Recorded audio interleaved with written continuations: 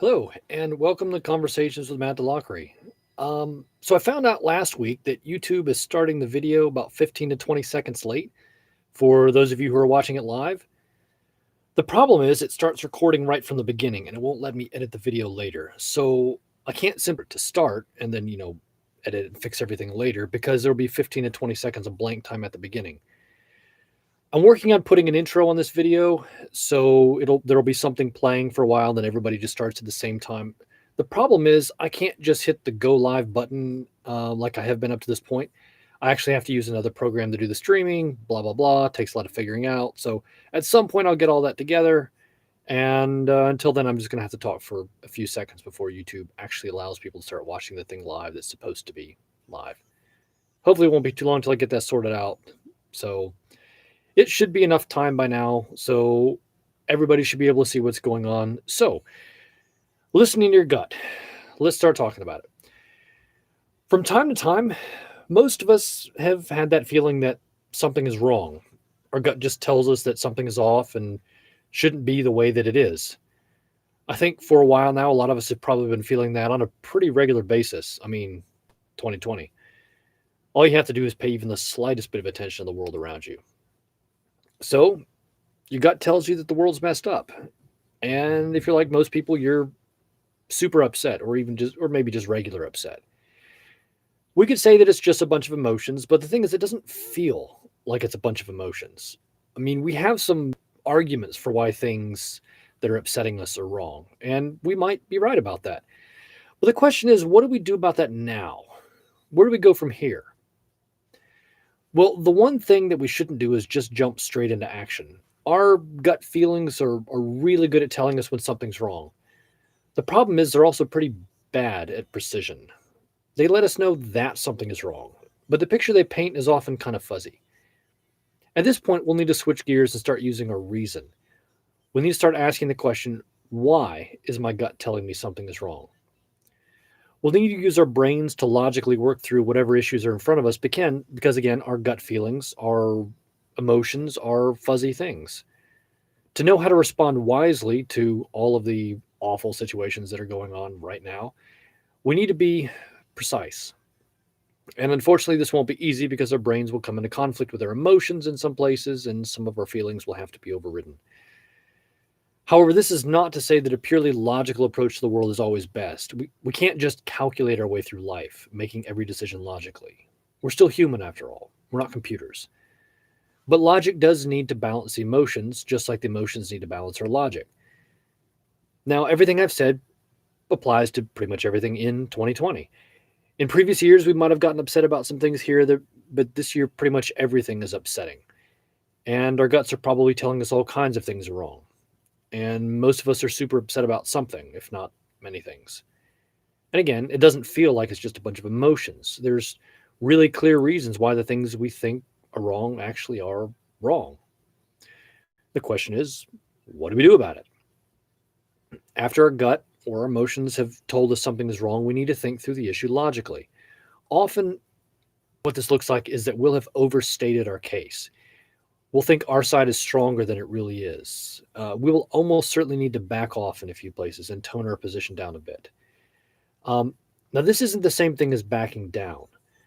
This is what it means to be responsible and logical adult. If something is false or just not as correct as it could be, then we should make every effort to correct ourselves before we start sharing our opinions with others, because truth matters. We don't want to put false information out there. We'll all make mistakes sometimes. That just happens. That's part of being human. But we should try as hard as we can to get the things right that we're taking positions on before we start sharing them, because what we say and do impacts others.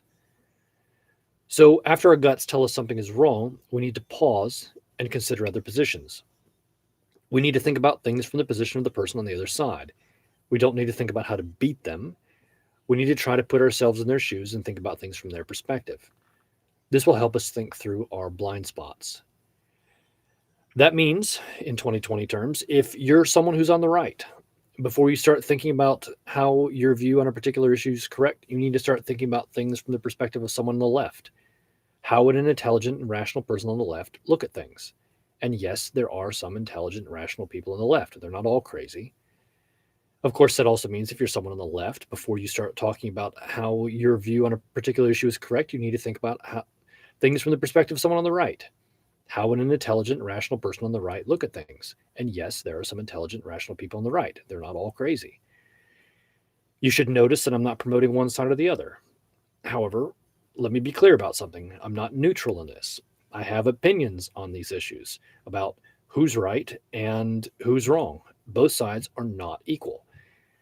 However, before we can have a discussion about who's right and who's wrong about any particular issue, we have to learn how to actually have a discussion like adults. And right now, all we're doing is yelling at each other, or worse. The first step of having a real adult conversation is learning how to keep an open mind about topics. You have to be willing to answer yes to the question, if I were wrong, would I want to know? Then, once you say yes, that means you have to try to think about things from the perspective of the other side because you know you might actually be wrong. So, when our gut tells us that something is wrong, we need to listen to it.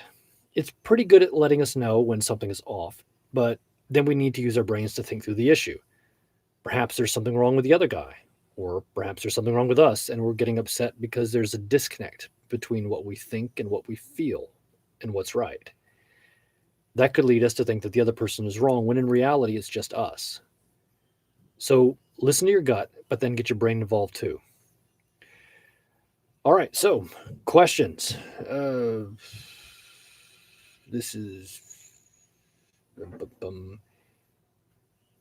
question. Is this a moral compass? No, this is not a moral compass. This is just talking about how to have a discussion as an adult. We have very, very strong emotions when we feel like something is wrong in the world, which is happening all the time right now. This is how to take a second and be more measured in our approaches. Instead of just responding with emotions and anger or whatever, we need to stop for a second because usually when we respond out of emotions, whether it's angry, upset, whatever, our responses are almost always wrong. And if you can think about times in your lives when you've responded or done something when you're angry, it usually didn't go well. We need to take a second, step back, and think through it. And what I'm telling you is about how to think through it is think about things from the perspective of someone on the other side and try to think about how they would actually feel, think, reason through an issue. Is a good place to start. Even better would be to talk to somebody who actually thinks that and ask them, why do you think the way that you do? And I've been having a lot of topics lately. A lot of these live videos have been all sort of centered around something very, very similar to this. So it sounds like I'm repeating myself a lot, but there's a reason for this. It's because we need it right now. Because it doesn't do me any good to take a position on something when we can't even have an adult conversation. So in order to tone down or in order to stop us from having such negative responses, we need to think through the issue from the perspective of somebody on the other side. The question is, should we practice empathy? Well, we should, but this is not, I guess it's sort of empathy. It's really just, I'm really just trying to get you to provide a check to your own opinions. Because if you're only used to looking at things one way, and if you hang out with people who only think about things in one way, then what happens is you tend to miss a lot of obvious faults. They're obvious to other people, but if you're hanging out with people who only agree with you, then I mean, just as humans, we tend not to look at